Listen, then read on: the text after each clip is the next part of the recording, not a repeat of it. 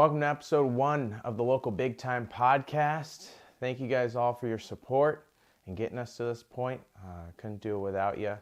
Want to give a big thank you to our sponsors. Cardinal Point Screen Print and Embroidery has hundreds of products for your business, sports team, or function. Upload your logo or start your design today at cardinalpointscreenprint.com. Jacob, that's my guy. He's helped us out with all of our needs, merch-wise. Love the sweatshirt, rock it all the time.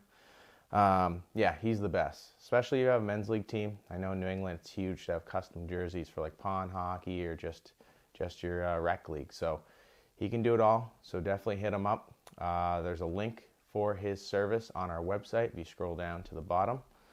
Also, Gage Pelletier, a member of HYHA family, has been battling cancer. He's been going through chemotherapy and is recovering from amputation surgery. There's an amazing fundraiser happening right now at cardinalpointscreenprint.com. You can buy Team Gage hats and sweatshirts in support. So, Gage, big fans of you. So hopefully you're doing good. Team Gage sweatshirts are awesome. It's got like the hockey strings in it, kind of ties it back to that hockey sense. But we're pulling for you, and if there's anything you need, let us know. Also, finally, want to give out a shout out to our last sponsor, Burger Bar, 231 Colchester Parkway, Colchester, Vermont. Use promo code BIGTIMEBURGER with an A for 10% off your next online purchase. Excludes alcohol. Frontier Burger. I know it's not a burger, but it's a chicken sandwich. Mwah. The breading on that, phenomenal. It's made the same way that Chick-fil-A does it, and it's healthier. So, health nut. But and they have great milkshakes too. So definitely check them out. 231 College Parkway, Colchester, Vermont. Well, we've made it this far in local big times history. It's been quite a journey so far as it is. The craziest part is we started probably back. It all kind of started right around this time with just like a couple memes, just like random memes, and then just kind of died out, and then really started picking up during the summertime. So it's pretty crazy to think about like just how far we've come, starting with literally 0 followers, and now we're up to like 700, and it's awesome to see like all the support. And I don't know about you, but it's pretty wild when you see. I thought a lot of the followers would be people that like from like growing up with, but it's a lot of people that are just like randoms, which is awesome because you probably see this too, like kind of scrolling through the timelines, you see like all these random people, like you're like, okay, who's this? You like start to click on, you're like, oh my God, like they're from like Georgia or like Florida. It's like, it's crazy too. Like you kind of go back and like you look at our old memes and stuff too, like they're horrible. Like it literally looks like a third grader did it. And it's kind of just crazy to like look at it. And we're all self-taught. Like it's just me and you kind of doing this thing, and to kind of see like this is what it looked like and where we've come almost, in like a year. So it's crazy. Yeah, it's really wild just to kind of see the whole journey, and it's kind of like having your own little army in a way, where like you've like we're up to almost like 700 followers. Hopefully we'll break that. We're like right there, but like that's like people that support you. That's like they're like kind of your band of brothers, and like it's like really really wild just to see like just all the random outreaches. We've had like people like Golden Tee follow us. We have people from like Vice looking at us. Like we've had baseball players, NFL players like our stuff. So it's just crazy to think like just 2 idiots from New England what you Right? can do with putting half our brains together. And it's crazy too, because like we're putting this out there, and like you said, random people are liking it. And the type of thing we're doing, we're not sure if like the audience is really going to like it. They have to, like what we're doing, what we're saying, or, what we consider entertainment. So the fact that we're getting like random people that aren't just our friends, like, it's pretty satisfying.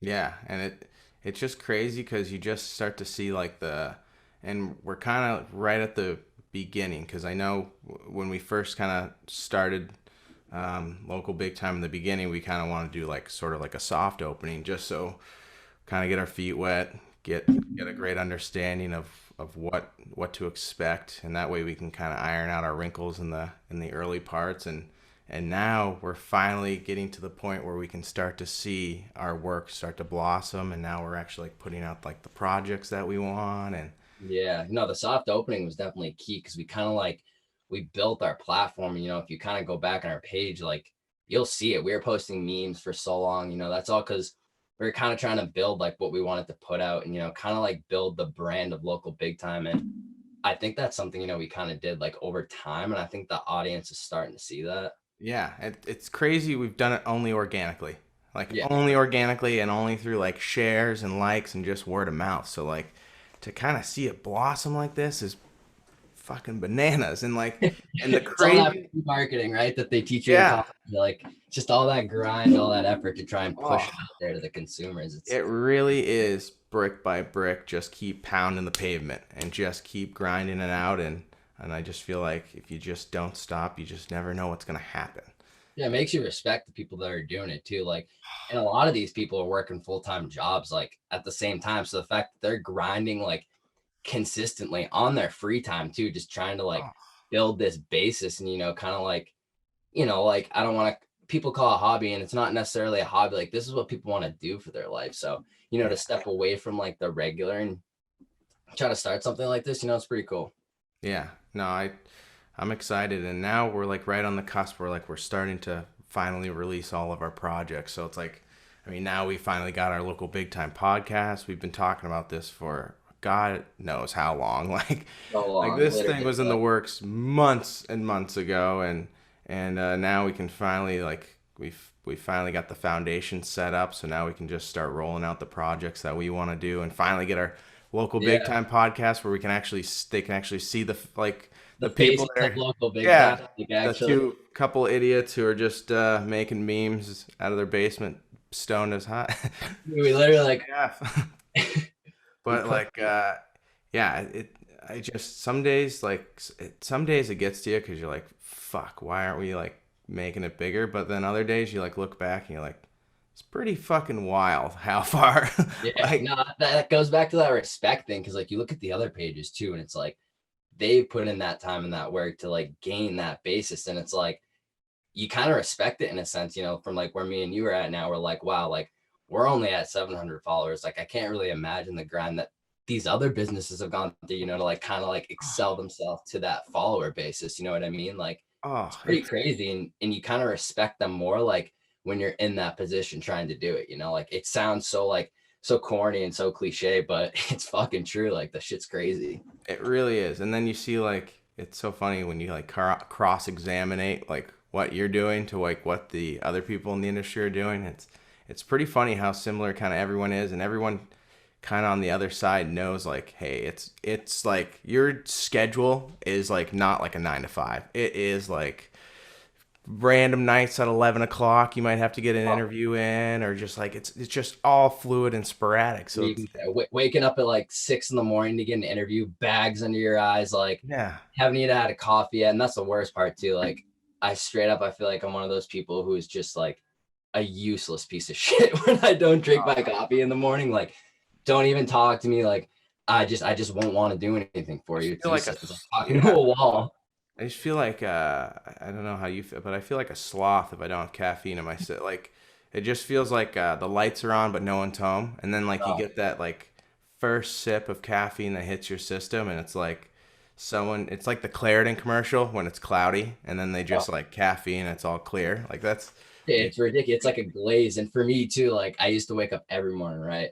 Straight to the jewels, like the first thing I grabbed. And like, I've been talking to you about this. I threw that out the window back in October. So like for me, it's like sometimes I wake up in the morning, I'll be Jones and I'm like, oh, like if I just could just fiending get, for it. just a little bit of nicotine, in my coffee to really get the day going. But now it's like, just get a coffee, grab a Bang Energy if you need one. So one free out of the day too. Bang Energy. Yeah, Unreal. they're phenomenal. Really, they're maybe the undisclosed hero of this whole company because Legit.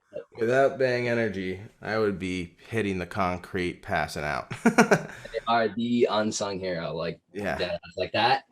I it feels like I'm taking Adderall. Like if I had that, I We- wish I knew about it in college because I would have used that to, those like days where you like obviously you wait till last minute. So it's like kind of plan for like that one Sunday where you're gonna have to put like 10 hours of work in. Oh, Like yeah. if I had Bang Energy, like I could have done all that work in like 5 hours. Like, and Oh, I know everyone's always like, oh, like just take Adderall. Like I took Adderall. Like it's different. Like I don't even know how to explain it. So it really like when I see I don't like to take it when I already have the energy. I love to take it right when you hit the wall, like you're yeah. like maxed out on And you energy. feel it. You're like And numb. then yeah, it's just like it's almost like a battery just recharge, just goes doop.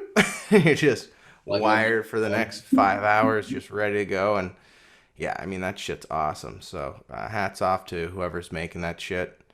yeah. Keep it coming because we really need it. Yeah, big blue raz guy. Just getting into sour apple recently. If like, Sour apple's nice. That's a good flavor. They've like I've saw like my favorite part is girls' Instagram stories because they always have Bang Energy. So I just look for yeah, flavors on there. There's like birthday cake and shit. I'm like, yeah, what the the fuck is weirdest this? flavors, but it's weird too. Like the cans are like kind of cool looking too. It's like pretty good Sick looking, like right? colors Yeah. and stuff. So it's like you get it like almost just for the color, and then you look at the name and it's like unicorn cake or something like Yeah. that. You're just like, what am I drinking? But at the What same time, you flavor want is it. unicorn cake? Yeah, like what chemical is going into my body? But at the same time, I kind of like it. So it's like, Oh, that kind of reminds me of so speaking of chemicals, so have you ever had there's these like keto ice cream bars? They're ice cream like on a stick, but it's like keto, so it's like so like a popsicle. yeah, Like, so it's like technically like low sugar, right? yeah. So like I take one bite of this thing, unbelievable, right? Oh yeah. Unbelievable. I turn right to Chandler and I go, "How much cancer's in this thing?" Because like there's just no way you can make an ice cream bar taste like pure sugar and not have it like Oh, have any like sugar in it. diabetes central, like Oh, something like oh my God. I just turned to her. I go, how much cancer's in this thing? Like, this tastes amazing, but how much aspartame has been like drizzled through this whole fucking ice cream bar? and to the people who know about diabetes, I was straight up talking out of my ass there. I do not know if you get diabetes from sugar. Uh, could be true, could not be true, but I was We're not totally doctors. Don't and take our yeah. medical advice. Don't also take offense to it. We're just a couple jackasses, you know. Yeah. Clearly, we're just media guys. We're not scientists. Yeah, seriously. So don't ask me for any Extends pills or any Adderall advice. But Yeah, but if it's a fact, be sure to throw it in here. That way, you know it's fact. oh yeah, absolutely. I mean, if it's out there, there's always some truth to it, right? Yeah, Like, but now, what are like again with like kind of starting a company and all? Um, what are your like some of your initial thoughts slash feelings when you're starting a company? Because I would love your take. Because I know like it's always just like kind of interesting to hear someone else's take and yeah, someone else that's going through all the stuff. Like, what are some initial thoughts that you have when you're starting your own company? yeah. You know, it was like honestly, it was super exciting just because the fact that like I don't know, whenever I've worked, like you always kind of picture like when you go through college, like you're kind of like getting that degree to work for someone, you know, in a sense. So like, Yeah. you know, being like a recent graduate from Keene State, you know, it's pretty like cool for me to be able to actually take those steps towards starting my own business rather than, you know, like just spending like these first like 4 or 5 years kind of just like at the bottom Grinding, of the totem pole, like working for a company, trying to like grind it out to get yeah, like and the that's 45 not an hour. necessarily like a bad thing. And like I take my hat off to the people that do that. But for me, like I'm the type of guy to where I wanna straight out of college, like it's exciting to start to work to build my own business. Like that's what I went to college for. Like that's what I wanted to do. And that's always what I said I wanted to do. I didn't necessarily know like what that business would be. I mean, Jesus, growing up, like I remember freshman year in class, they're like, "What do you want to do?" I'm like, "Well, shit." Like you're gonna ask a freshman that. I was like, "I want to open up a bar or a nightclub, like I on just the want to water, compete. like yeah, like something bullshit." So it's just like, again, like it's pretty cool. Like, and again, like I am working a job on the side, so like I am doing that grind, but at the same time, I'm taking those steps towards doing what I want to do with my life. So it's exciting. Yeah, it's I just love listening to other people's takes on that because again, it's everyone comes from different walks of life, but not many people kind of take that initial step and put themselves out there to start their own company. I mean, it's definitely scary, that's for sure. But at Yeah.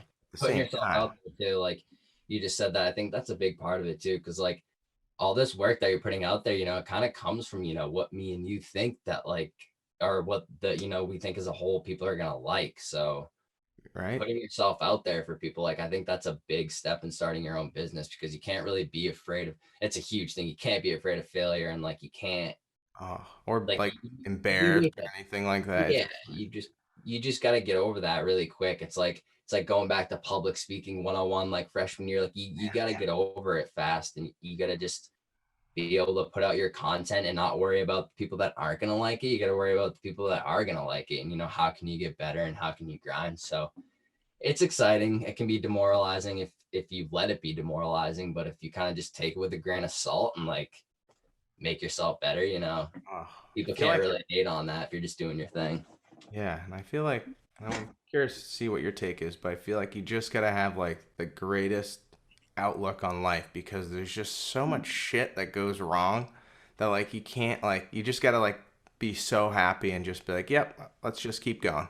I feel like you'll wake up someday and like been grinding, doing all this work, and then some jackass will have like fucking 30K followers or whatever, and he's just putting out shit content or what Uh, we believe to be shit, or like reposting other people's content, and it's just like the effort it takes to repost somebody else's content and to have 30K followers is just like beyond me, but it yeah, is what it is. it is. It really is. But yeah, I'm always just so curious about how what some people's thoughts are, why they got into it in the beginning, because everyone's kind of got different vendettas. Some people want it for to be millionaires. Some people want to prove like an ex girlfriend that they suck and they're better than them, or like a significant other. And Yeah, then all the above. It's crazy. yeah, so it's just it's always so interesting and kind of listen to like different people's like walks of life to like get to that point is just so fascinating. I think for me, I just like I love studying like these people that do like great shit in life and like a Michael Jordan like or like a Tom Brady. Like what drives these fucking guys to be great? Like why are they doing it and not other people?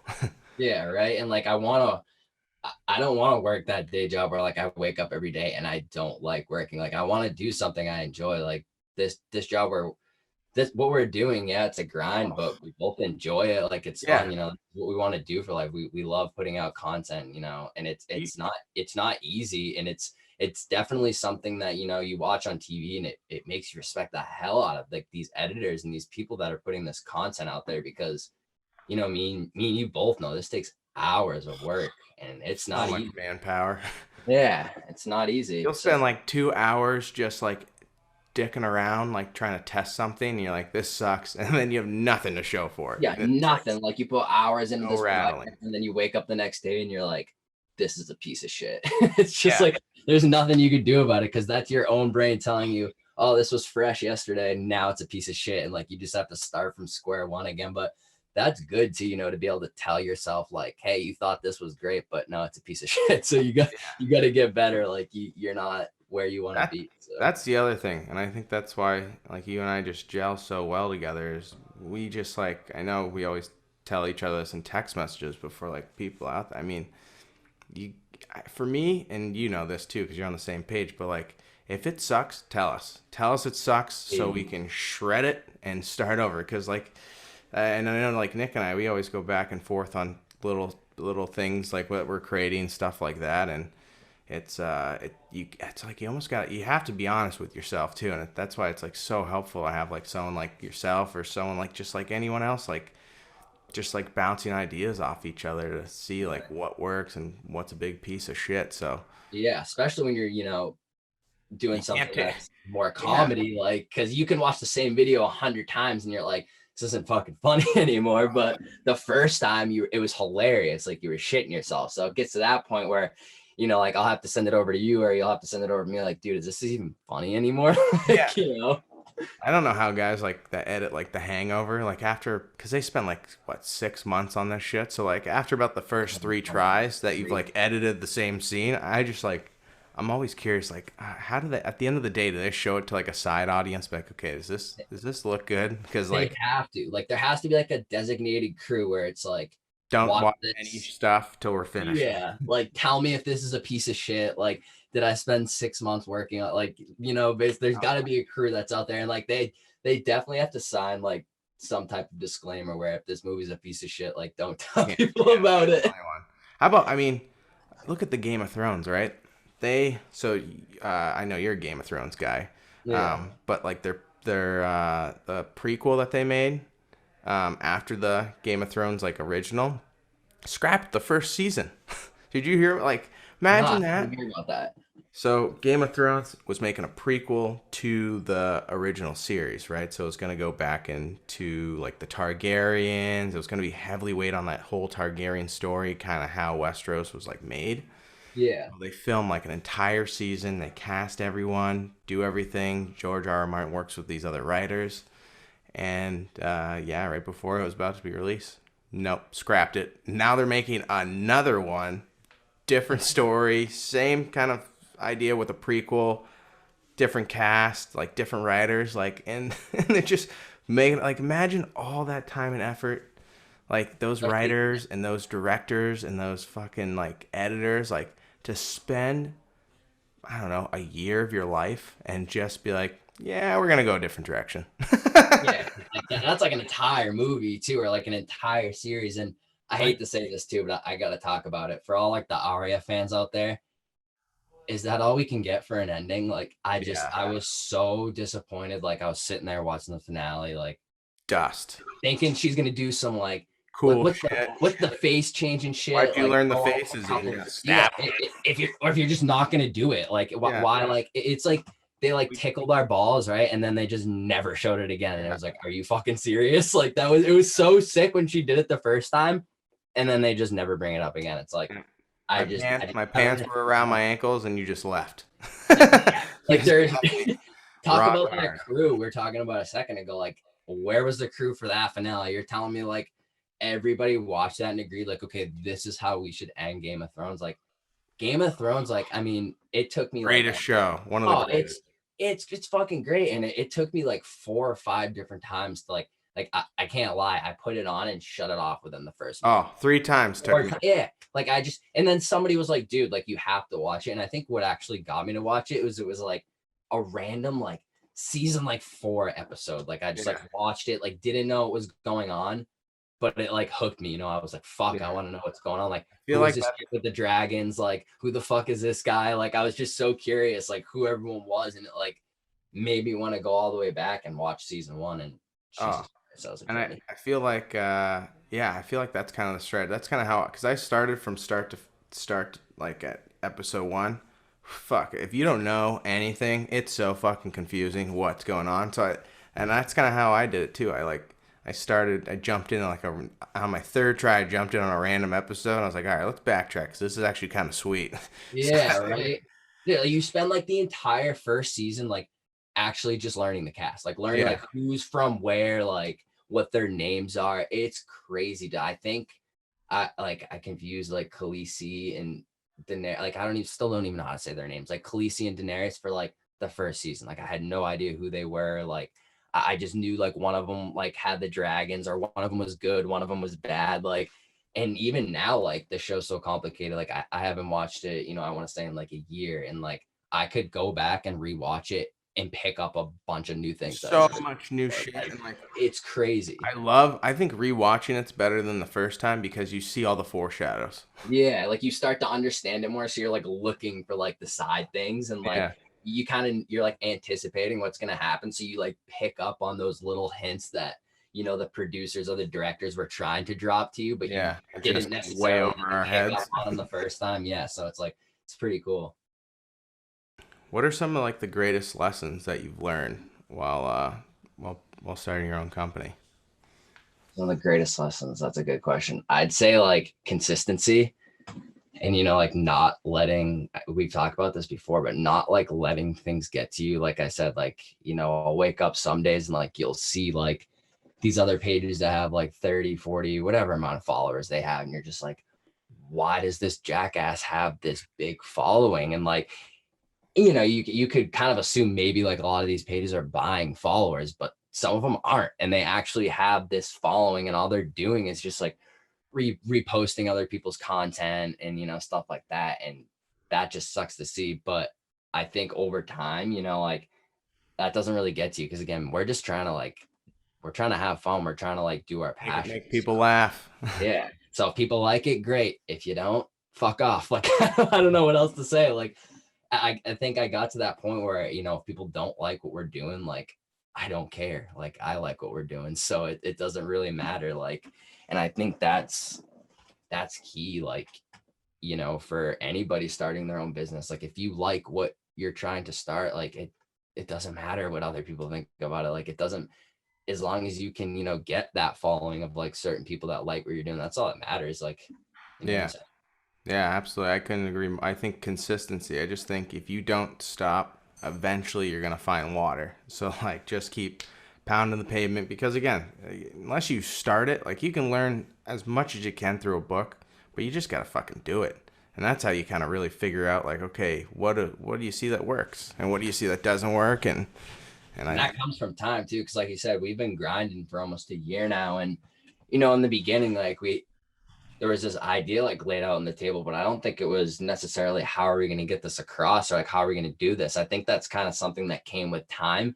And, you yeah. know, that came with like the soft opening we were talking about. We ironed out all the wrinkles. Like we kind of like figured out what we wanted to do here, how we were going to do it. Cause the worst thing you can do is like, you know, we talk about consistency, is put out like, say we put out this big time podcast like months ago, one episode, and now it's like 6 months later. Like we were going through like, I don't know, shit happens, dude. Like, you know, when it comes to editing. So if we put out that first episode and then Wait something a went month. wrong, yeah, and like we don't have another episode for like a month, like that just eats you alive, especially like in the social media world nowadays. Like you need to be 24-hour life cycle. It's yeah. crazy.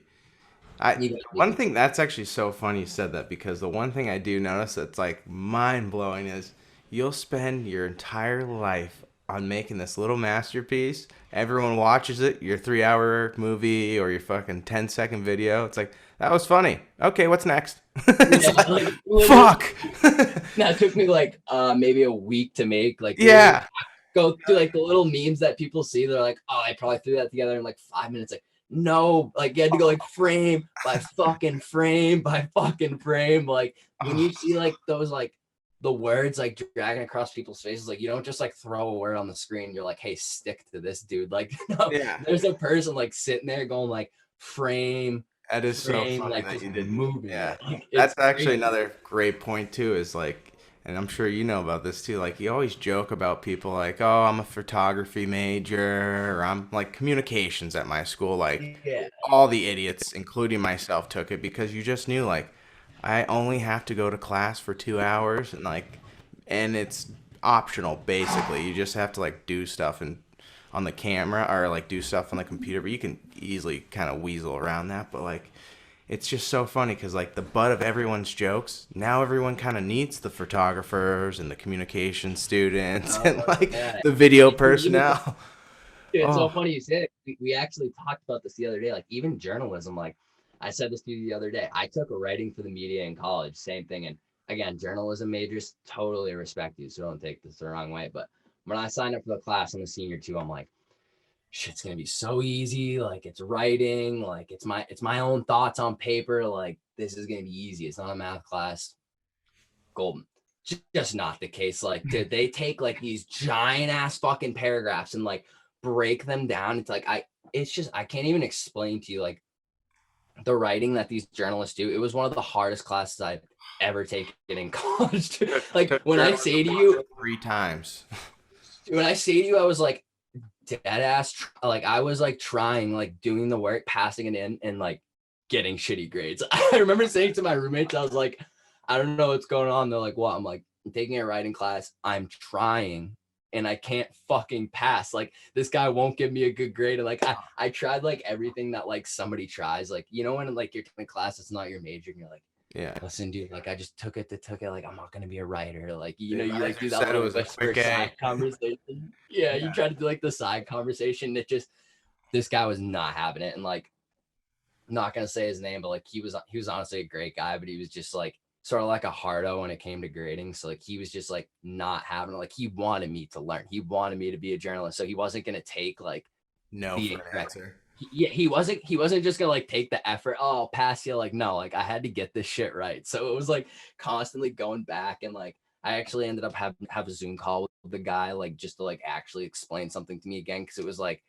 those final assignments where it's like basically your entire class. It's like either you pass or you don't. Like you either Oh shit yeah. the bed or you pass. Like it was that assignment. So I was like, listen, dude, like I'm gonna shit the bed because like every assignment I've done, I've thought I've done it right, and like I haven't. So I had to like call this guy on Zoom and like essentially like just like walk through like the whole, like, am I doing this right, dude? Like it Oh was at that point. So that, shout out to journalism majors, because that yeah. got Fuck. crazy. Fuck is writing miserable. I'd rather film 100 hours and edit till the sun comes up than write a paper. I fucking hate writing. It's the worst. You think it'd It's be so so easy hard too? to be good and to like these. Fuck is the English language so difficult? Like these big words, you want to sound like fancy and like try to use a thesaurus. It's like, but at the end of the day, we all laugh at poop and dick jokes. So like, can I just talk like that? Like you on? Yeah. Yeah, that's a thing too. Like my entire life, I was drilled into writing these papers that are like 5 paragraph essays. Like each paragraph is like a certain amount of like detail. Like my entire life, I've been broken down to writing these long papers, and then I get put into this journalism class in college. Complete opposite. They want me to not do that. They want me to It's not break even all like this down. normal. Yeah, they don't. They're like, don't do the introduction, meat of the paragraph, and conclusion. That's not what we do. Dude, it's crazy. Like they take an entire story and break it down into like legit like 3 words. Yeah. And it's fucking crazy. Like I don't even understand. I'll be sitting there. Like I remember being in the class and just sitting there. Like everyone shouts out their 3 words, golden, right? It gets to Yeah. me. Like I shout out my 3 words and it's like the dog sat. And everyone just like looks at me like, what is this kid doing? And I'm Oh like, yeah. I don't know. Like it was a dog. Like I wrote down what he did. Nothing worse than getting called on you don't know the answer to. You're just like, Sucks. yeah, I kind of agree with what he said. Yeah, like subtle panic too. So it's Just like, like the biggest wheeze to get out of answering a question. Be like, just elaborate on top of someone else's answer. Like, right? yeah, Like, I that agree subtle with all panic that.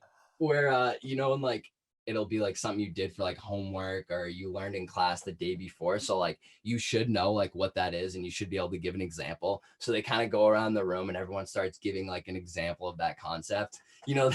That like struggle where you have no idea what they're talking about. So you like pull out your phone and you like try to look up examples of that concept just so you can shout something out to the class. Oh yeah, like And everyone's like, yup, that's a great answer. And you're like, yeah, totally. Like I just, you know what I mean? I just had it in my oh, notes. I geology. I basically cheated my entire time, right? It's just like every lab I just copied someone else's work. With test time, I'm like, they're making you point to the rock. It's like the final was like you had to do it in front of the teachers. Oh my god, I didn't fucking know anything. Like point to the igneous rock. You're like, uh. Like, Sam, how'd you get hundreds in all these quizzes? Yeah, you're like hovering over the rock. You're like warmer. You're looking at her too to see if she's like, Yeah. like maybe give you like, yeah, you're going towards. So we're taking summer school this year. Yep. Yeah, yeah. Okay. And we can count the work that we did in the last semester to kind of move over. I'll see you in August. Like, Oh, I've taken the amount of classes I probably had to take over again is probably why. I mean, there's a reason why I did 7 years, right? Because you have to do a whole college over again. But that makes more sense now that just think about it. It's like, yeah, I just had to do like college over again. yeah, it's Almost twice. Just because, oh my God, it's just such a headache. But now, like, it's so funny. Like, you look at college compared to like the real world, you're like, fuck, I'd take college any day of the week. Oh, It's dude, so easy. literally any day. Like I would wake up, do all those assignments, dude. Oh, dude, it's just crazy. There's like no 9 to 5. You can skip class. No one's gonna say no to you. I'm writing that fucking email as we speak. Like, yeah, I don't feel so good. I think I got this. My doctor said I should stay. Like, just sending the emails. Like, yep, okay, day off. Like, oh, Yeah, doing like the real world job. You're like, fuck, I don't get a vacation for like the whole year, basically. you talk about summer classes too. Like that's funny. So for me, I would say I'd like to say I had my shit together when I got to college, because I was that kid in high school, Spanish 2 all the way till senior year, algebra 2 all the way till senior year. I don't know why I didn't excel in those classes. But when I got to college, when you have to stay back, you kind of like realize like all this sucks. Like you're not with any of your friends. Like The you're worst. you're like all the same shit, like same movies, same videos. Like it's so dry. You're sitting there, all the same concepts, and you're like, I can't do this shit again. So you actually realize, like, once I got to college, I was like, I'm not fucking up in any of these classes. Like I am not retaking them, so I have to sit through the same fucking shit again, dude. And it's the worst if it's like a history class, like, and it's like one of those, like, I mean, I'm not gonna say all history classes are boring, but some can be a little more boring than others. So you're sitting there through the same fucking shit, and you're like, I had to take college. They made me take Renaissance for history. Do I look like the type of guy that's gonna be into studying the Renaissance period? seriously, Oh fuck! I would walk in there can't even so spell it hungover at correctly. like 9 a.m. reeking like booze, and then you had to like they made us play a game like the French Revolution game. So like yeah, everyone's got characters, and it's like a board game, right? So you're trying to like one group's trying to make the French Revolution happen, the other group's trying not to. So like you have to like do like talking and stuff like that. So I went up first words. I go dilly dilly, and just won the crowd right over. They loved it. It was great. And then I after about that, I really didn't know anything about the or the French Revolution, but I was just kind of speaking on my ass, like, yeah, it's terrible what we're doing to the people here, oh, that's All nowhere booze, too. near. It's like you got like the beer spill, like the inevitable spill from the night before, so you can just smell yeast like on Oh, your clothes. the worst when you can just taste it and it's coming out of your pores.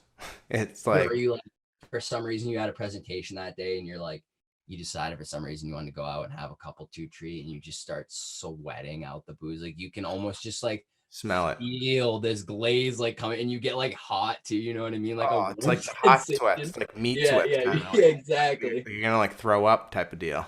You like a mini fan, you like put your hand up, you're like, can I go take a lap, please? Like just get outside, get some fresh air, lean over the railing. It's so true. Like water, you're just like splashing cold water in your face. How how is it that when you're in college, so like I couldn't get up for an 8 a.m. to save my fucking life.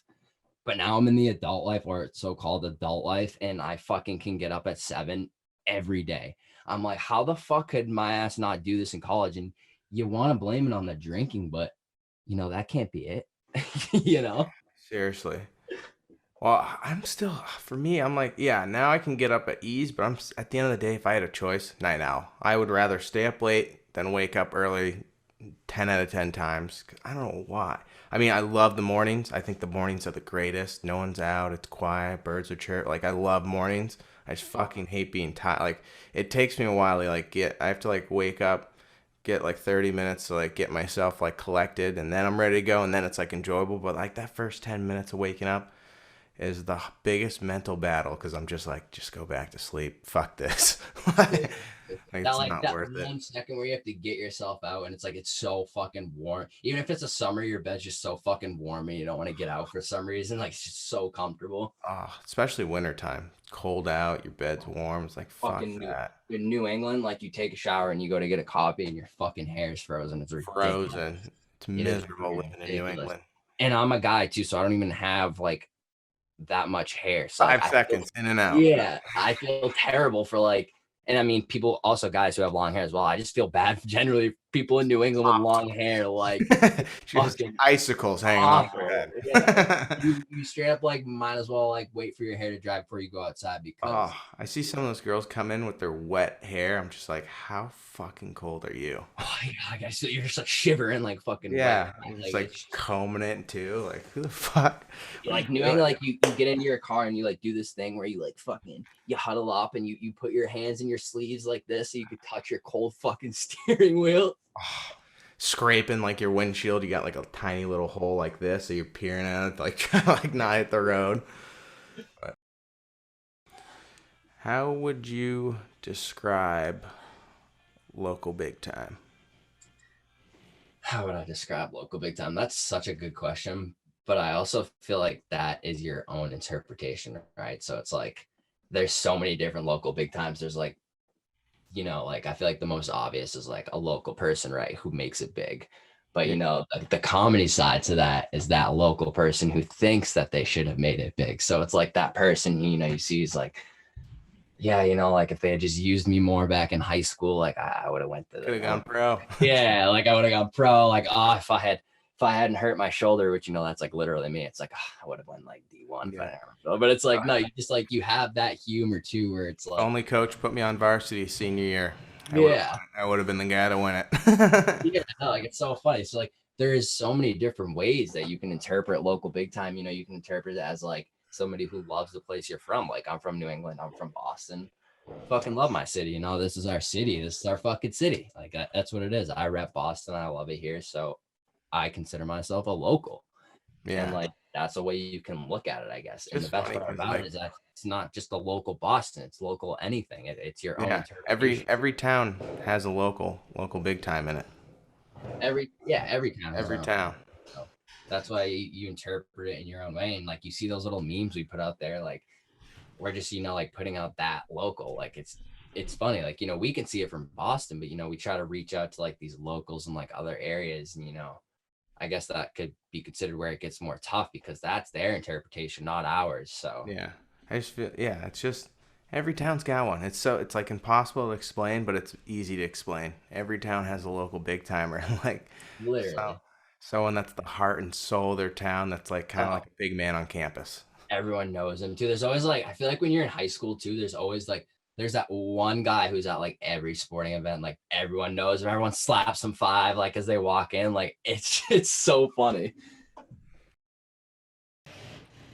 I think one of the great things about local big time is the fact that that's what we want to do. We want to create a production company. We want to produce things that also intrigue us, and I think well, I think a lot of people will be really interested in it, and that's kind of why we wanted to start this podcast as well. Is we wanted to kind of shine a light on people that are local big times in their own community and that are come from small towns and that are doing huge things. So I think this is a great platform to kind of use it and show the world and really just kind of inspire people and give them hope because I mean you see it all the time. All these big celebrities, they come from like they have huge backgrounds, right? So some of them, I love hearing about like the little guy who comes from nowhere who's crushing it How and about who's these doing big things. rappers?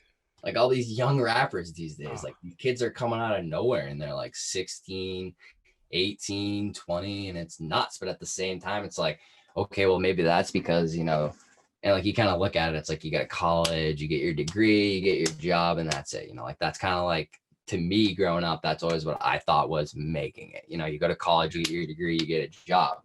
But like, you know, for these other people, like they didn't necessarily see it that way. Like they took, you know, something we're doing and, you know, they started that from the start. Like, and I admire that so much. Like these kids are following their passions and like making shit happen. And it's like, oh, it's it's cool crazy. to see they're just fucking people like us. Like, you know what I mean? They grinded and they made it happen for themselves. So it's like, it's all about the effort that you put into it, really. Yeah, again, yeah, what we kind of talked about, you can't stop. So, and I think this is going to be a great podcast for us to kind of give people a little insight to kind of what we're doing, what kind of projects we have coming out in the future, and just try to just share as much information and inspire hope. So I just that's what I love with like some of these interviews that we're doing for the podcast. We're taking guys that come from small towns. Like our interview for this episode, we have like Alex Maglione comes from the same town that I came from. Now he's a Grammy nominated producer, engineer. He's crushing it. So there is hope. It's Yeah, like exactly. It's like I played against this kid probably doesn't even know who I am at this point in his life, but I played against fucking this kid in high school, right? And he played quarterback. We played against him, but he's like actually a tight end. Kid Yeah. is unreal. So we played against him, he played quarterback, right? He was a good quarterback, great athlete. He's like, you know, that kid in high school where it's like they stick their stud like out there to kind of just like run the offense and you know do whatever.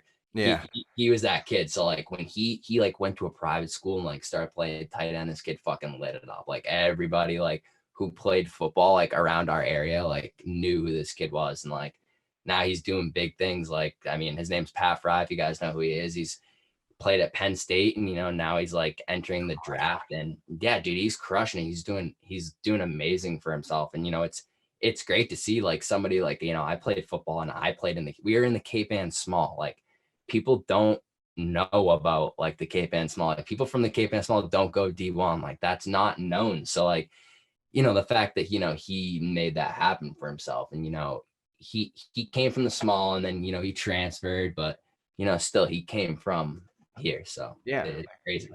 it's kind of the heart and soul. So I think if we can kind of, for us, so we can drive that message, inspire others, and share these great stories, because there are some unbelievable stories out there, and that's what we want to do. And also grow local big time. We want to keep producing. We want to keep making more things. I know you and I are both excited about Dorm Center. That's going to be coming up pretty soon. I know. If you haven't checked out those playlists, definitely check those out, right? Because I mean, Yeah, absolutely. Make sure you definitely check out those playlists. Thirsty Thursday, they come out every Thursday. Just straight fire. You don't even have to hit next. Just put it on the aux cord, press play, and just go off and enjoy. it goes deep too. It goes back. I mean, what are we at now? We're at like, I think we're moving on to our 30th playlist this week. So, if you're ever one of those times where you're just looking for some music, or if you're on the aux cord, I mean, head over to Dorm Center. It might make your life a little easier. And Yeah, there's some throwbacks on there too. Like when I find them and I stumble across them, I'm like, holy shit, I fucking forgot about this song. This song is unreal. I love the fact that I never have to like kind of look for songs again. I just go back to the playlist. I just pick random playlists, throw it on, press play, and it's so funny you say that, because I'm like, fuck, I forgot about that song. Yeah, like my playlist now went from like so to like unreal. Like I just literally I'll go on their Dorm Center play. Like every time I get in the car, I just pick a Dorm Center playlist. Again, like I know that sounds like, oh, like we're trying to like push it out there. No, it's not true. These are fucking songs that we like. So if you guys like them, like that's awesome. If you have any heaters, send them our way. Love to Yeah. listen to them. Love to put them up. We'll pay our respects. Yeah, Sure. like we said, we're putting out plenty of songs now. So any songs you guys send us, it's just making it. Absolutely. It is my pleasure to introduce Grammy nominated, Dove award winning engineer, mixer, and producer, and just lucky enough to be my neighbor, Alex Maglione. How are you, Alex? Man, I'm good. I'm excited, man. This is it's gonna be fun.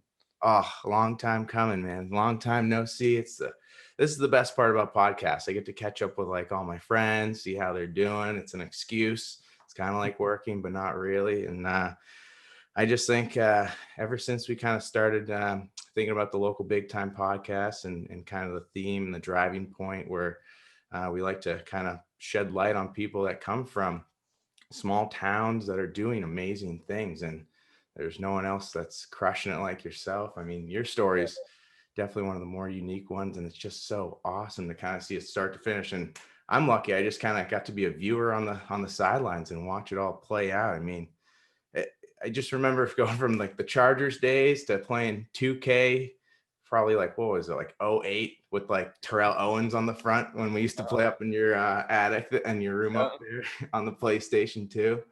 Yeah, to like man. to now. I'm humbled to be a part of this. This is cool. I mean, I think you're I don't know. I do this, but I think I'm more the right one. But I think you're putting me on a pedestal a little higher than I even put myself on. But yeah, no, this is gonna be cool.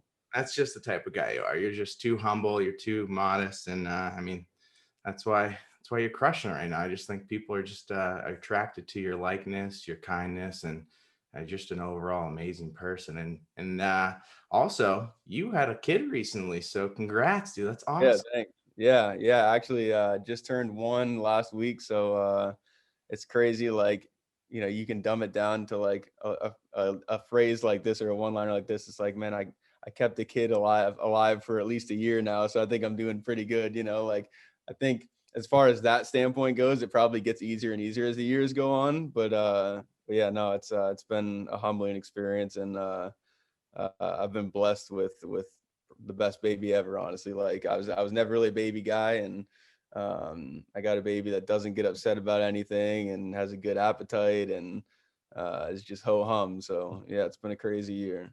That's awesome. What's it like being a father? Is it just, are you still like, you're like, how am I? Man, it's cool. I mean, like I think having a kid is a blessing anyway, but I got a son, so it's a little bit of a mini me.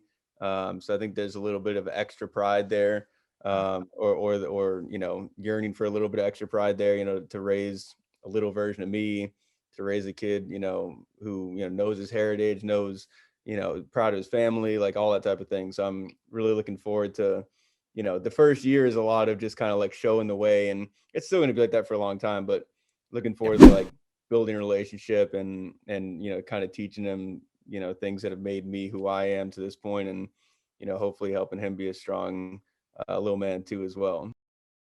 You had your kid during COVID. That's true, right? Yeah, well, right at the start, honestly, it was I think a week or two, I think 2 weeks probably after the tornado hit Nashville, and then a week before everything shut down. So I mean, it was crazy. Like Nashville had the tornado hit us, and people went to the grocery stores like to restock up because people didn't have power and this and that, and people went to buy like water for people who didn't have it, and so the grocery stores were already out of stuff, and then COVID hit like 2 weeks later, and the grocery stores like were out of stuff. I mean, like completely empty. So it was a scary time, and I was blessed to actually like at least, I mean, you've heard the stories, like I was blessed to be able to be in the room, like when we had him. Like I've heard stories of like, kind of at the real shock time of everything where like fathers couldn't even be in the room, or like you couldn't have guests. Like, so we were allowed to have two guests, and I was one of them.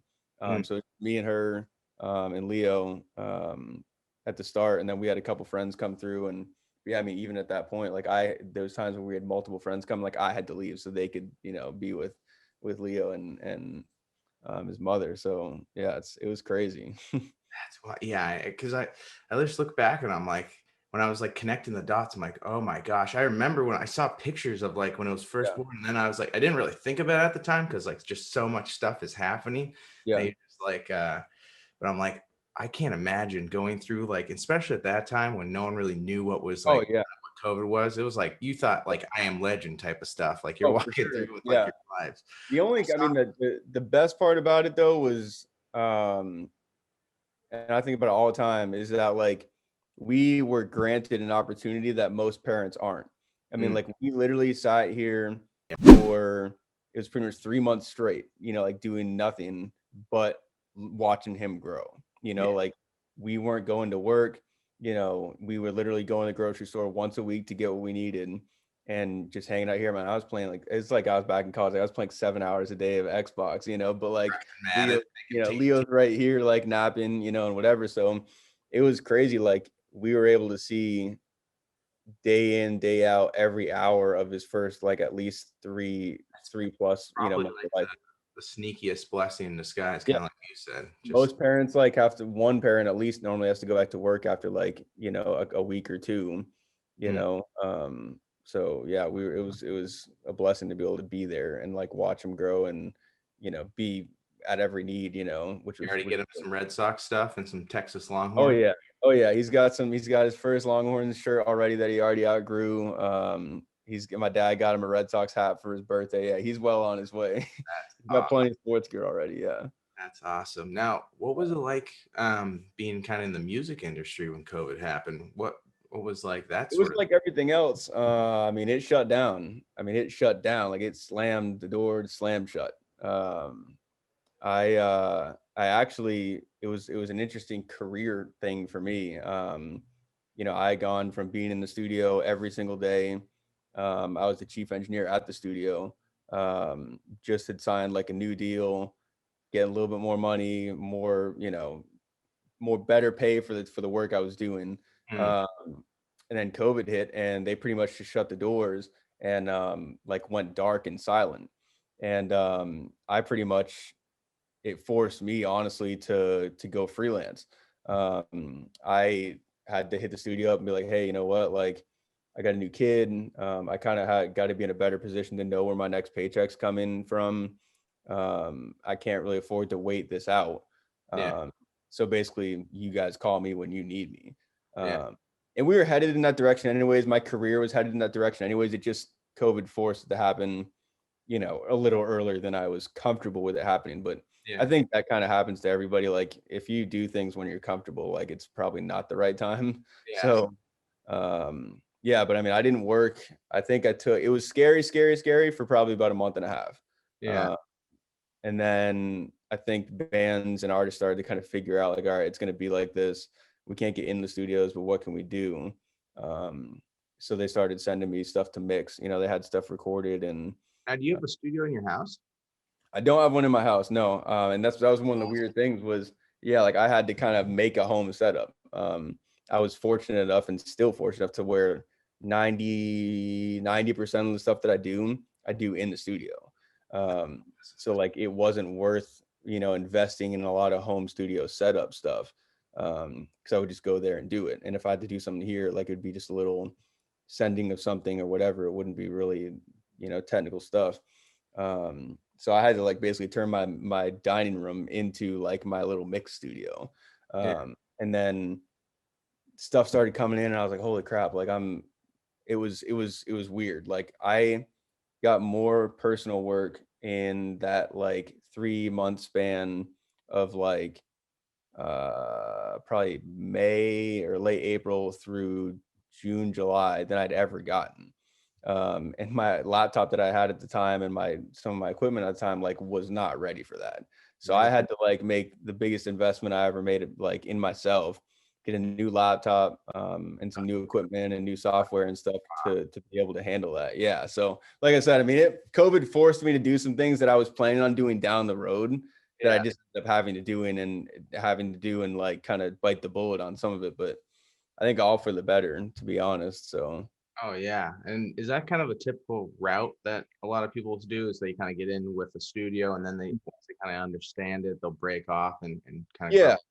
yeah. Most people who take that route, you go in, you intern, you assist, you do some engineering, build up some credits, and then go freelance based on and hopefully get work based off of the credits that you have. And also callbacks as well. I get work from callbacks. Like the studio still calls me to do stuff for them. Clients that I had at the studio still hit me up. Guys that I worked with, like session players and stuff, still call me up to track stuff as well. So that's kind of where I'm at right now. That's awesome. I mean, your rise to where you are right now, it's almost like it was kind of predestined. I mean, your parents, they have like over like 60 years of Yeah. TV and radio broadcasting. It's kind of Yeah. crazy when you kind of like think of it as a whole. It's almost like it was your destiny in a sense. Yeah, it's crazy. Like my first job was before, like, at least in Vermont, I don't know what the laws are anywhere else, but at least in Vermont, like I'm pretty sure it's not legal to have a job till you're like 16. Oh, Like yeah. my first job was at the radio station, running the board for Red Sox games and Celtics games at WJOY AM 650. Like I was sitting there behind the console in the studio, like by myself till whatever 10:30, 11 when our Red Sox games end. My dad would come pick me up, but I was responsible for lining up all the commercials, playing all the station identifications and all that stuff at 15. And then like you said, I mean, I was from way even before that. I was around the radio station. My dad brought us to the station all the time. It seemed like almost weekly. When we were on vacation from school, it seemed like he would bring us in there and we'd just play under his desk for as long as I can remember. And then my mom, she was on TV for as long as I can remember. I remember she took over the morning news when we were going into kindergarten, and my dad sat us in front of the TV. We had these like little stools, but we were so tiny, like we could fit our legs under them. So we sat us like at the bottom of the couch in front of the TV with like plates of pancakes, and we watched mom, like before we went to school. That's how I always look because that's how I grew up too. I'd watch your mom and you'd go to the bus and you'd be right there. Yeah, it's crazy. I've had like, and my mom's had people say to her too. I mean, like they grew up watching her, like that's kind of cool to say. That was like the biggest part of like my childhood / high school, middle school. It's like, seeing your mom. Yeah. I mean, she was on the morning news. Like most of like you, me, and our friends like woke up watching my mom from, for you, it would have been first grade to 11th grade, and for me, kindergarten through 10th grade. And she reported before and after that and hosted Across the Fence. And I mean, we couldn't, I would go to Hannaford's, you know, and like be with her, and somebody would say, "Oh my God, it's Judy Simpson," you know, like whatever. So You ever the other sign autographs? what's that? You ever have to sign autographs? I Anyone? never did, and I don't think I ever was with her when she did. But I mean that type of thing happened all the time, and Wild. it was funny. Like when I got older, I felt like it happened a little less because like when I was like 10th grade, you know, I don't know when it exactly happened, but when I started to get taller than her a little bit, I think people were a little bit more intimidated. Like I was like her security guard or something like that when I was with her. But yeah, I mean, my dad would come home from something over the weekend and be like, "Yeah, mom got made." And I'm like, "Oh my God, like where'd you go? Like what happened?" Like he'd be like, "Oh, we were on Church Street and somebody came out to her, blah blah blah, whatever." So I think that also kind of what's that? Judy Simpson. I Yeah, know exactly. you. Yeah, exactly. And I think but the thing is I think that also kind of helped me like not be starstruck. You know, people ask me all the time, like, you know, how do you work with people like Shania Twain and blah blah blah and like keep your composure? You know, like I'm like, well, like I grew up in a small state, but my mom was kind of famous, you know, like in that Was a small big state. deal. Yeah, you know, so I think that, you know, and like I say, and being at the radio station and doing the country club music festival at the fairgrounds and that type of thing, like I kind of grew up, I guess, like not like just naturally not being starstruck, you know. So Now, yeah. what made you want to get into like kind of the music route? I mean, if you started in radio, you're doing sports, why not just continue down the sports route? I mean, I know you love sports. Yeah, I yeah. Sports is played my every second sport love. known to man I've known. Yeah, And yeah. My sports are my second love. But I mean, it hit me in high school, early in high school, where I was, you know, I've always been into music, and my family, like, we always had all types of music on in the house. My parents had this big like stack of CDs in the house that, you know, we could always just throw on whenever, wherever. Um, but I was listening to, you know, to music. I think at the time it was a lot of R&B, and I could hear every instrument in the songs. And I started to think like, oh, like what if I wanted to like turn that up or turn that down, or how do you like, you know, put that together? Like just vague thoughts like that. And it started to get a little more serious, and it became a like I want whatever I do when I grow up is like I want to work on music. I want to make music somehow. Um, and my mom was like, you know, if this is really what you want to do, and she, I think and I can vaguely remember it, but she like pulled up the Facebook website and the Full Sail website, and she's like, this is where you need to go. yeah. I'd had a few other colleges in mind, applied to a few others, but that one definitely caught my eye and was the front runner. Um, Well, I mean, Dan Patrick, he's got a whole course there. I mean, Full Yeah, Sail. well, yeah, and that's recently. I mean yeah, he started that I think only 5 years ago, maybe. I mean that wasn't a thing when I went there. That's great. Uh, You have taken that if you had the choice. what's that? Would you jumped at Not that? over music, definitely not over the music. No, I I was mean, definitely it's crazy. Full Sail is just exploding. I mean, I see them at college fairs, like yeah. all over. Like just like when I travel around, like I'll be in Florida, I see there's everything Full Sail, Full Sail, They Full Sail. definitely spend a ton of money on advertising. That's for sure where my tuition is going, for sure. Their booth is so sick because like they Oh have yeah, graphic yeah. design. They're like They do everything. Yeah, yeah, they do everything. like one of their big like full. I think it's Full Sail has a. Do they have a big partnership with the WWE where like they train, Mhm. they kind of groom all the Yeah, students yeah, that and yeah, WWE. It's called NXT. It's their like minor league basically.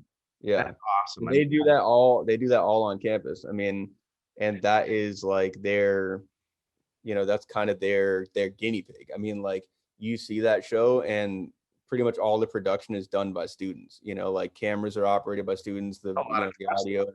to student. I mean, W NXG is a mega $1 million company. I mean, Oh they're yeah, taking over the wrestling world. I mean, they got Pat McAfee on there, so like that's exactly. pretty amazing to put a lot of trust into students because I mean, I'm sure you Yeah. know, being in the industry side, there's not really many rooms for errors there. People aren't too patient when things No, are. it's a big deal. I mean, it's a big deal. And like I remember when they first started it, like I was in there's this like student lounge kind of on the front of one of the sides of the campus called the Fishbowl. And Hmm. like you can see you're sitting in the lounge and it's like all open and you can see anybody who walks in and out.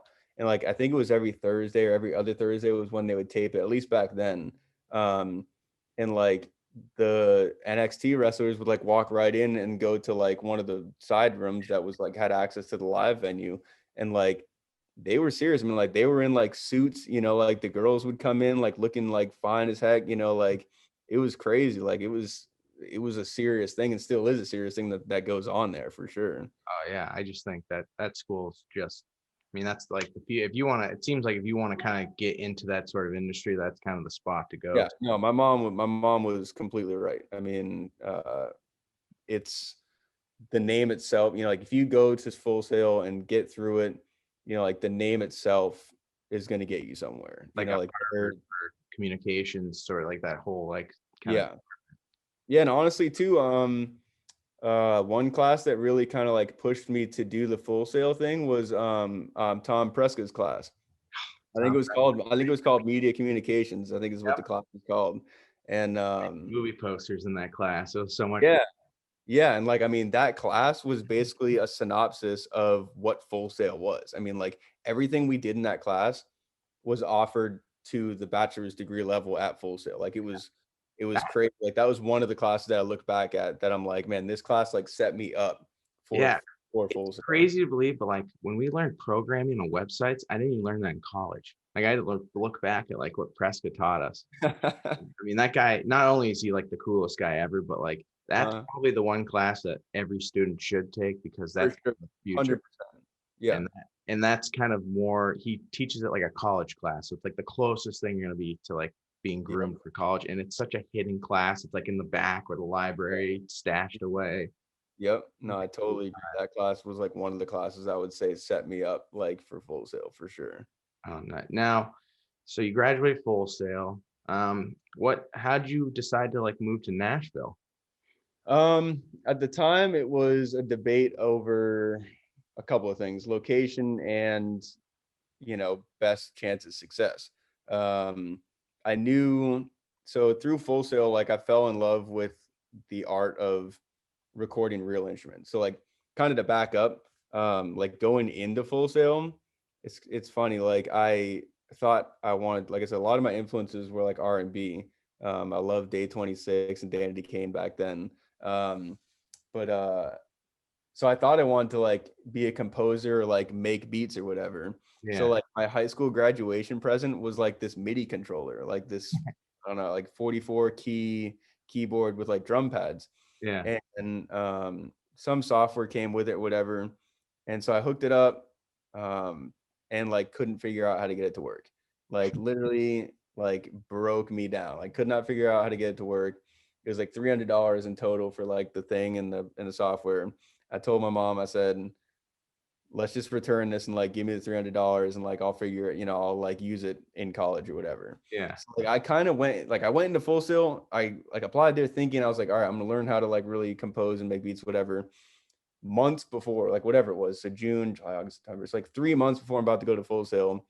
Like I'm completely like, oh crap, like I'm terrible at this, you know, like Yeah. and so I went to Full Sail and just kind of went in with my eyes wide open and like not really a plan of like what I really want to do. I was like, oh, maybe I'll, you know, do live sound for, you know, for concerts or whatever. I really didn't know. Yeah. But through Full Sail, through the 3 years, like I really fell in love with the studio stuff. So towards the end of Full Sail, like you get like a career development advisor. And so I kind of shared that with them, like, yeah, I really want to be in the studio. And they're like, okay, well, you know, it's pretty much either New York, LA, or Nashville, you know, in those, if you want to be in a major recording studio. So I started to think and started to look around a little bit. At the time, New York was definitely seemed a little friendly. It was closer to the parents. Girlfriend at the time still lived in Vermont. So that I was okay with that idea, but way too expensive for a kid like with no money out of college to move to. So it also worked out too because, like I said, the art of recording music, you know, in Nashville is still semi old fashioned, but it's still authentic. Like Yeah. we record real instruments here, and I thought to myself, okay, country music at that time and still right now makes money, and people are still actually buying country music. So like, okay, if people are buying country music, then there's a trickle down effect. You know, Yeah. like, people weren't buying hip hop and still definitely aren't buying hip hop now, you know, and there's no real instruments in that. And then some of pop music, same way. So I was like, okay, well, I'll go work on country music, you know, and so I had searched for a bunch of different studios here. Um, had two or three of the biggest ones, you know, the biggest name. I was shooting for the top, you know, from that. Like I had my advisors like, you know, if you want to do this, then apply for, yeah, like shoot high, like apply for the biggest studios. And so I did. And Sound Kitchen was on the top of my list. And um they basically were like, yeah, well, when you get here, hit us up and we'll give you an interview. So basically moved here like still without anything solid. Um, and I think it was 3 days after I moved here, like had the interview with Sound Kitchen. They told me what it was going to be, and I was like, all right, you know, I'm in or whatever. So I mean, that was kind of the start. I don't know if that's like a roundabout way of getting to what you asked, but No, yeah. this is awesome. I They mean, don't they A lot of people think like, oh, Full Sail places you or gets you jobs. Like it's definitely not like that. You still have to kind of do the legwork. They, you know, like I said, the name of going to Full Sail, and if you know your GPA and a those lot of, type of things definitely matter. But like showing you up know, with a Harvard degree, the guy's automatically looking at you like you're a genius. yeah, you know, there is a little bit of I play that. hockey. Yeah, yeah, right. Yeah, there's a little bit of that. But I mean, they certainly didn't, you know, do the work, you know, to get Yeah. me there. That's for sure. I mean, I went to the classes and got the grades and got the knowledge, and um, you know, they had the guidance, you know, but yeah, that's how I got to. Do you ever look back right now in your career and just see how far you've come? I mean, you've worked with people like Shania Twain, Michael McDonald, 21 Pilots, Jake Owen, who I love. That guy's the man. A little jealous. Chase Rice. I mean, the list goes on and on. But like, Yeah, you ever just look back and see like just how far you've come and yeah, where you are, and then kind of look for the future? yeah, it's crazy. I do a decent amount of both, because I feel like I'm like right in the middle as far as I'm concerned, and like where I want to be. Um, the Grammy story is like, it's so weird. So like the Grammy nomination that I got was in 2016, for Gaither vocal band record called Better Together that I did some vocal recording on. Um, and so 2016, so I graduated college in October or September of 2014. Um, and the record came out, I think it was August. I'm pretty sure it was like August of 2016. So less than 2 years later, and then December comes around of 2016 or 2015 or whatever it was, and it's got a Grammy nomination. And I'm like, this is crazy. You know, I never imagined, you know, that like one of my goals is to win a Grammy, you know, but I never would have thought like 2 years in would I have a nomination and potentially a chance at winning one. I mean, Mac Miller always talks about in his raps about winning a Grammy. He wasn't even Yeah. nominated. Was he nominated ever Yeah, one he was nominated. Yeah, he's been finally nominated. got I don't know if nominated? he won. Yeah, But but I there's don't think he. Yeah, he hasn't won. no, but there's like so many people that like you're Yeah, a part of that list. It's got to be amazing. Like, yeah, that's crazy. I mean, it's definitely crazy and humbling. But I always say like I think God's got His way with everything, and if I had won a Grammy at 23 years old, like being in the business 2 years, like I don't know how what big would your head be? Just yeah, exactly. You know, like I don't know. I don't know if it wouldn't have felt right. Like I would have been gracious and I would have accepted and I would have like it would have been awesome. But I have a feeling that God had a reason why we didn't get the win. yeah, Uh, you know, and it still gives me something huge to shoot for. Um, but yeah, I mean, looking at the people who I've worked with, I mean, you know, there's a side of me that's kind of like, man, it's pretty crazy, like that I've had these opportunities, but on the other side, um, you know, like I've done my hardest work to put myself in these positions to be able to work with these people. yeah, You know, like at the studio when I'm working, you know, closely with interns and I'm very candid with them and tell them like, look, like look at some of the people who you look up to as engineers or producers or whatever, you know, or even anybody, you know, like fans, like somebody more like you look a standard fan of somebody, um, who you're a fan of, like look at when they win their first Grammy and how old they are, like Yeah. whether they're an artist or a producer. Most of them are like mid 30s, 40. Like you're not Right. going to come out of college, you know, like you're not, and it's funny like me saying this when it was damn near almost happened, but Yeah. like you're not going to come out of college and win a Grammy in your first like 5 years of doing anything. Like you're going to be lucky if you get a credit in 5 years, you know. Yeah. um Crazy. but yeah, it's definitely it's crazy to look and see who I've worked with. But I mean, I still have plenty of people who I want to work with, plenty of goals that like I still want to accomplish. I want to win a Grammy. Um, the band Camino record I worked on went number 2. You know, like I said, I still don't have a number 1 record yet. So it's kind of weird. Like I've got these like chips on my shoulders still of like, you know what, like, yeah, I've got a number 2 record. I've got a Grammy nomination. You know, still don't have, you know, the top of the mountain yet. So That's sick. Now, what's been like your greatest lesson that you can take away from all this? greatest lesson, let's see. So far, I would have to say patience. You know, like I just said, kind of.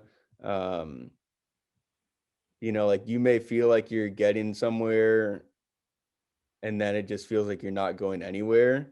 And once again, like I tell interns this all the time, like, man, you're at a glass ceiling right now. You know, like you can see like what's coming, like you can see what's next. You feel sometimes qualified for whatever that next thing is.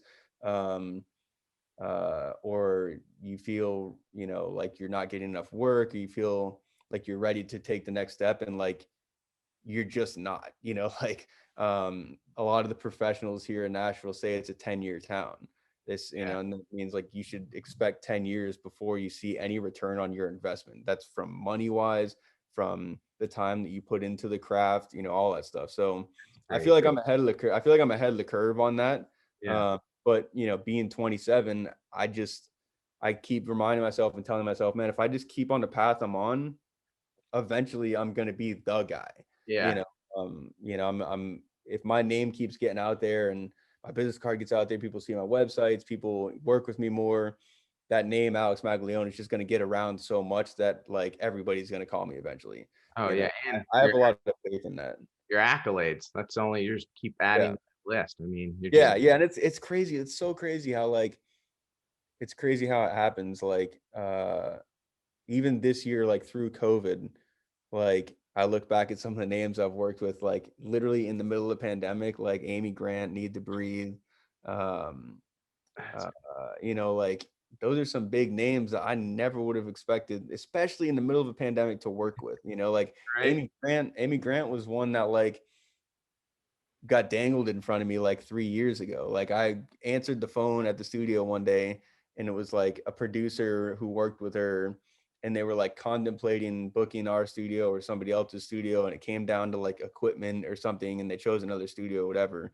And like that felt like it slipped out of my hands that moment. And then I get to call like this, you know, whatever it was, Valentine's Day of this year, to do this thing for her. And it was like, holy crap, like, yes, this is actually happening now, you know? So it's, those things keep happening, which like is a refresher, you know, like for every moment that's kind of like, you know, what's going on, what's next, you know, there's another one of those moments that comes of like, damn, like this is a huge opportunity, you know. Yeah.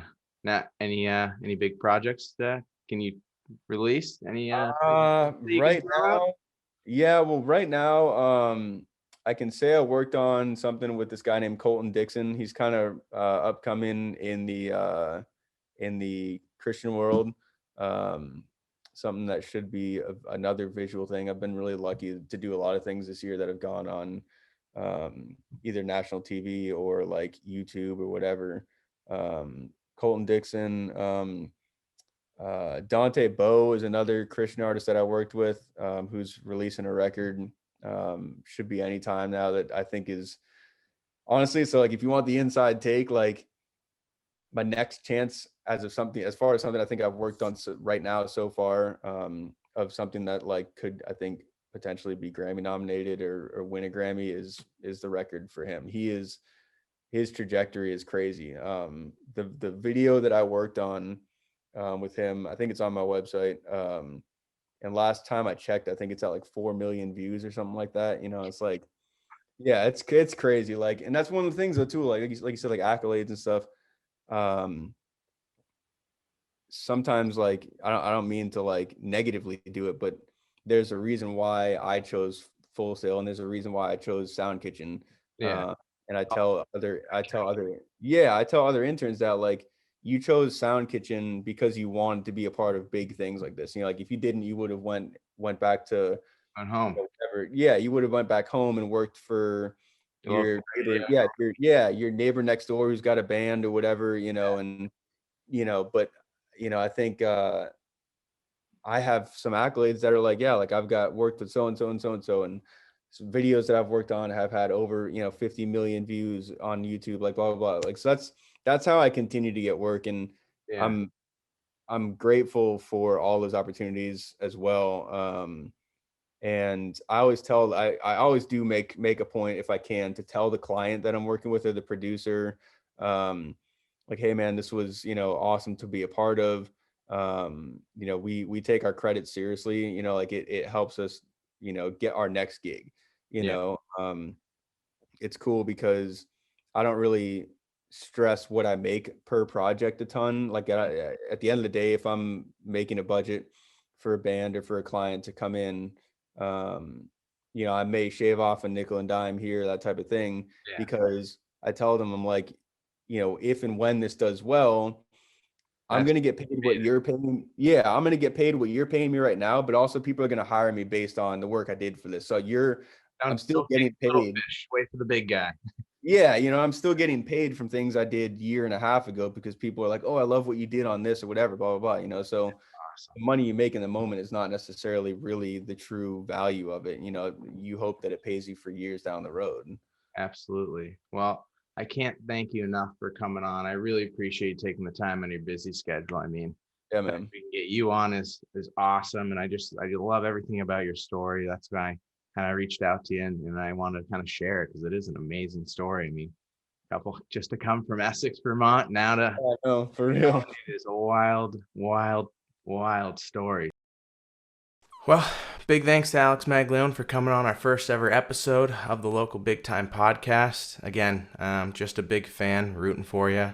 It's really cool to kind of see it come start to finish. As a guy sitting on the sidelines, I saw him when he first started calling himself by his DJ name. So it's pretty awesome to kind of see it come full circle all the way up to this point. So can't thank you enough for taking the time out of your busy schedule to come talk about your story. It's an amazing one. So definitely send him a like, send him a thank you. Check out his page if you're a fan of Local Big Time. You've got to be a fan of Mags as well. So thank you again for coming on. Nick, any last closing remarks? No, that was actually pretty good. I guess, if I was going to add one thing, if you haven't yet, check out localbigtime.com/shop. Got some nice gear on there, like the sweatshirt. We also have it in gray. But there's some stuff on there. Also keep in mind, me and Sam have been working on the spring/summer merch. So keep a lookout for that. It's going to be unreal. We're working very hard on it, and we're excited to see what you guys think about that. So Absolutely. That reminded me too. Definitely check out the Thirsty Thursday playlist. Obviously, Thursday it will be coming out. So if you didn't pick up on that hint, now you know. I just told you. Heaters only. So just put the aux cord in, press play, and walk away. You're welcome. seriously, it'll save your night. All you have to do is click play. Yeah. Be sure to like, share, repeat, and let's grow this thing to the moon. Our goal is 1K followers. That's our goal we set. So we want to hit that, and then who knows what else is going to happen. So thanks for tuning in.